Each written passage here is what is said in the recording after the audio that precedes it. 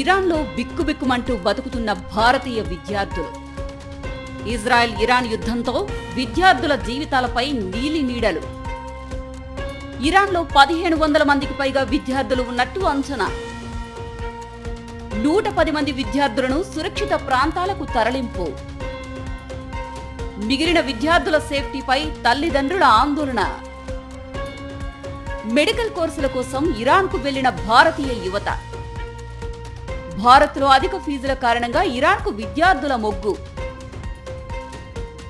యుద్ధంతో భారత విద్యార్థుల భవిష్యత్తు ప్రశ్నార్థకం.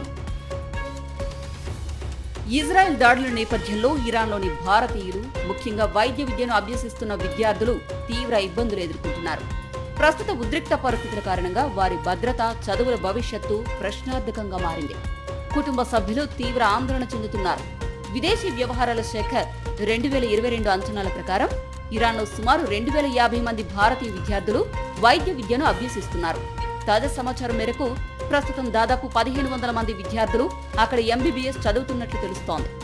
టెహ్రాన్, షాహిద్ బహెష్తి, ఇస్లామిక్ ఆజాద్, హమదాన్, గోలెస్తాన్, కర్మన్ వంటి ప్రముఖ వైద్య విశ్వవిద్యాలయాల్లో వీరు ప్రవేశాలు పొందారు. భారత్లో వైద్య విద్యకు తీవ్రమైన పోటీ ఉండడం, ప్రైవేటు కళాశాలలో ఫీజులు అధికంగా ఉండడంతో అనేక మంది విద్యార్థులు విదేశాల వైపు చూస్తున్నారు. ఈ ఏడాది దేశవ్యాప్తంగా దాదాపు 23 లక్షల మంది నీట్, యూజీ పరీక్షకు హాజరు కాగా అందుబాటులో ఉన్న ఎంబీబీఎస్ సీట్లు కేవలం 1,10,000 మాత్రమే. ప్రభుత్వ కళాశాలలో 55,000 సీట్లు మాత్రమే ఉన్నాయి. ఈ నేపథ్యంలో తక్కువ ఖర్చుతో నాణ్యమైన వైద్య విద్యను అందించే దేశాలకు భారతీయ విద్యార్థులు ప్రాధాన్యత ఇస్తున్నారు. ఇక ఇరాన్లో ఎంబీబీఎస్ పూర్తి చేసిన వారు భారత్లో ఫారెన్ మెడికల్ గ్రాడ్యుయేట్ ఎగ్జామినేషన్లో ఉత్తీర్ణత సాధించి ప్రాక్టీస్ చేసుకోవచ్చు. అయితే ప్రస్తుత ఉద్రిక్త పరిస్థితులు వారి ఆశలపై నీళ్లు చల్లుతున్నాయి.